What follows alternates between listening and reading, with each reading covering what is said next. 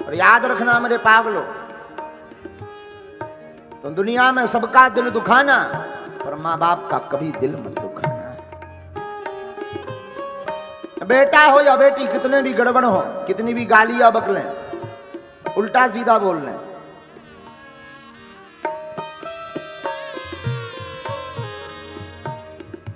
मां को भी बकलें, माता कुछ देर के लिए जरूर मुंह नहीं बोलेगी, रात में अंत में भोजन लेकर के आ ही जाएगी, ले बेटा खा। इसलिए मां को ममता की मूर्ति कहा। और हमारा तो निज अनुभव है, धरती पर भगवान के दर्शन करना है तो मां बाप और गुरु यही धरती के भगवान है।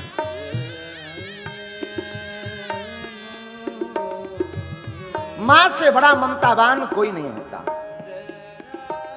कितने ही किलोमीटर दूरी पर बेटा या बेटी रहती हो, पर मां के हमेशा दिल के करीब रहते हैं। बेटा कितना भी निकम्मा हो, चोर हो, खुरापाती हो, भाई मन काट देगा, पिता त्याग देगा, पर मां मरते दम तक अपने बेटे को अपने से अलग नहीं करना चाहिए।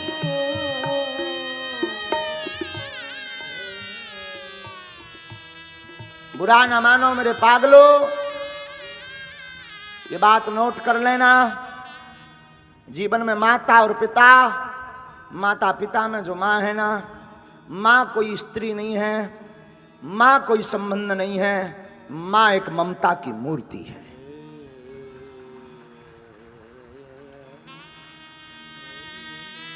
पूरे जीवन भर बोझ ढोती मां, बचपन काल से ही मां का संघर्ष प्रारंभ हो जाता।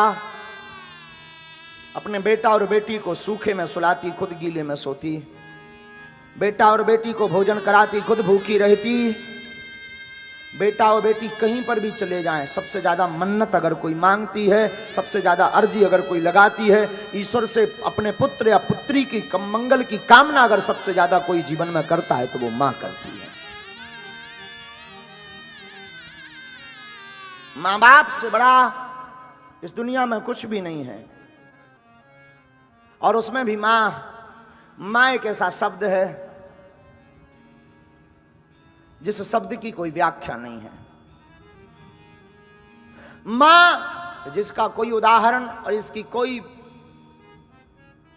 दूसरी तुलना नहीं है। स्मरण रखना, तुम सबको दुख देना, पर अपने मां बाप को स्वप्न में भी दुख मत देना। मां, सती की मां से आप चरित्र से ध्यान रखना। सती की मां जानती है कि मेरे पति बहुत खतरनाक हैं। सती की मां को पता है, इन्होंने आज्ञा दी कि शिव संबंधी कोई भी आए उनसे कोई नाता नहीं रखना है। पर सती की मां ने अपने प्राणों की बाजू लगा दी कि मैं भले ही मैं मर जाऊं, मेरी गर्दन काट दें, पर मेरी बेटी से कोई नहीं बोल रहा, मैं तो गले मिलकर के ही रहूंगी। यही तो मां की ममता होती है, यही तो मां की मूर्ति होती है। मां ममतावान होती है, मां करुणावान होती है। मां एक ऐसा शब्द है जिस शब्द में अथाह प्रेम भरा है, लबालब। मां एक ऐसी उद्घोषणा है जिसको बोलने के बाद संतुष्टि मिल जाती है। वो सच कह दें, बेटा हो या बेटी, वास्तविक जीवन में अगर घर से जुड़ा रहता है तो कितनी भी विपरीत परिस्थिति आ जाए, उस परिस्थिति से अगर डांडस बधाने का काम कोई करता है तो जीवन में मां करती है। भयंकर दुख आ जाए, मां बोल देती है तू चिंता मत करिए, तो होता रहता है। मुझे एक वाकया स्मरण आ रहा। एक क्रिमिनल को फांसी की सजा मिली। वो घर पर मां बाप से मिलने आया, पुलिस वाले उसे लेकर आए। उसने मां को प्रणाम किया, मां रो पड़ी कि तुझे तो फांसी है। वो उससे ज्यादा पहले ही रो पड़ा, मां मुझे फांसी की सजा मिली है। मां ने सोचा अगर मैं भी रोऊं, ये भी रोए, मामला बिगड़ जाएगा, बहुत देर तक टिक नहीं पाएगा। माँ ने उसका सिर पकड़ा, सिर पर हाथ फिराते हुए अपनी गोद में सिर रखा। वो जंजीरों से बंधा था। जिस बालक को अपने हाथों से बांध करके रखती थी उसका वो बालक आज जंजीरों से बंधा था। 2 दिन बाद उसकी फांसी थी, 2 दिन बाद उसको मरना था। फिर भी माँ सहलाती हुई, अपने आप को भींचती हुई, अपने आप को कंट्रोल करती हुई क्या कहती है? वो कहती है, बेटा ये तो आना जाना सब ईश्वर के हाथ में है, तू चिंता मत कर, तू रो मत, 2 दिन ही जिंदगी के 2 साल मान। और जब बालक चला गया लोगों ने उसकी माँ की बड़ी तारीफ की, ये बड़ी ताकतवर है, ये बड़ी ढांढसमान है, ये तो बड़ी ज्ञानवान है। लेकिन जब लोग दोबारा मिलने गए तो उसके पहले उस पुत्र को फांसी लगती, उसकी माँ ने पुत्र के वियोग में प्राण त्याग दिए थे। और मरते मरते वो कहती जा रही थी कि मैं पुत्र को भले ही ये कह चुकी कि मरना और जीना तो ईश्वर के हाथ में है, पर मेरा हृदय जानता है मेरा पुत्र क्या है और पुत्र के जाने का दुख क्या है। लेकिन अपने पुत्र को प्रसन्न देने के लिए मैं रो नहीं पाई, और अब मैं रोऊंगी नहीं, अब मैं अपने प्राण त्यागूंगी। ये होती है माँ जो अपने बेटे को प्रसन्न रखना चाहती है, खुद मरना चाहती है।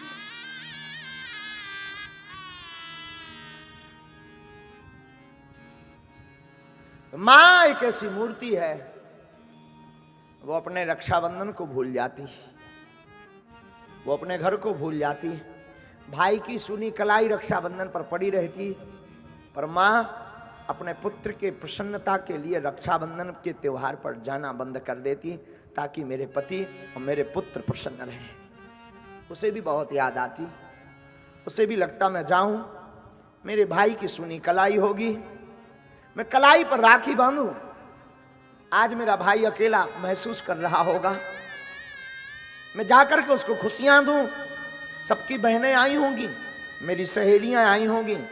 पर माँ तो माँ होती है, एक तरफ सोचती है कि मैं जाऊंगी तो घर पर मेरे बच्चे भूखे रह जाएंगे, मैं अपनी खुशियों को मार देती हूँ, मैं अपने भाई की कलाई सुनी रख लेती हूँ, पर मेरा बेटा मेरा बेटी भूखा ना रहे। ये है माँ, ये होती है साधु वो माँ। माँ के लिए तो कोई व्याख्या नहीं है। माँ शब्द अपने आप में एक बहुत बड़ा है। एक वीडियो हमने बहुत पहले किसी सज्जन ने हमें दिखाया था, उस वीडियो का चित्रण आज भी हमारे चित्त को झंझोर देता है। हम तुम्हें वीडियो तो नहीं दिखा पाएंगे पर उसका चित्रण बताते हैं। रोड के एक्सीडेंट में एक बंदर का बच्चा एक्सीडेंट में मर जाता है बीच रोड पर। खबर नहीं रही होगी उसकी माँ, उस बंदर की माँ उस रोड पर पिछले हुए बच्चे को हाथ में लेकर के 9 दिन तक उसी रोड में उसी जगह बैठी रहती है। 9 दिन तक। तो इंसानों में ही केवल माँ में ममता नहीं होती, पशु पक्षियों की माँ को भी ममता होती है। यहाँ तक कि चिड़िया भी अपने बच्चों के चुगने के लिए स्वयं तूफान से लड़ती, धूप से लड़ती, बड़े बड़े चट्टानों से लड़ती, हवाओं से लड़ती, पर दाना ला करके अपने बच्चों का पेट भरती।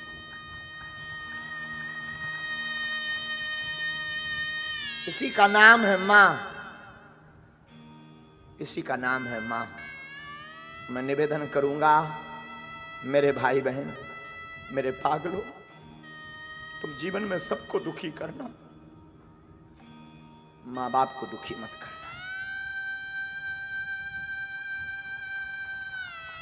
तुम सबके ऊपर चिल्ला पड़ना, औरों पर चिल्लाओगे कोई नहीं सुनेगा। एक तुम्हारी माँ होती है जो तुम्हारा चिल्लाना भी सह लेती, कुछ नहीं बोलती, मौन हो जाती। औरों को तुम गाली देते हो वो चांटा मारते हैं, पर एक तुम्हारी माँ होती है जो तुम्हारी गाली भी सह लेती, तुम्हारे नखरे भी सह लेती है। तुम एक कपड़े उठाते हो 10 बिखेर देते हो, माँ कुछ नहीं बोलती, चुपचाप उसको ठीक कर देती है। कभी पत्नी के साथ जीवन में ऐसा करना, तब खबर लगेगी। वो 4 सुनाएगी तब एक काम करेगी। माँ के साथ जीवन में देखना, माँ इतनी ममतावान होती है, तुम 10 बार कुछ भी गंदगी कर लो, 10 बार साफ कर देती।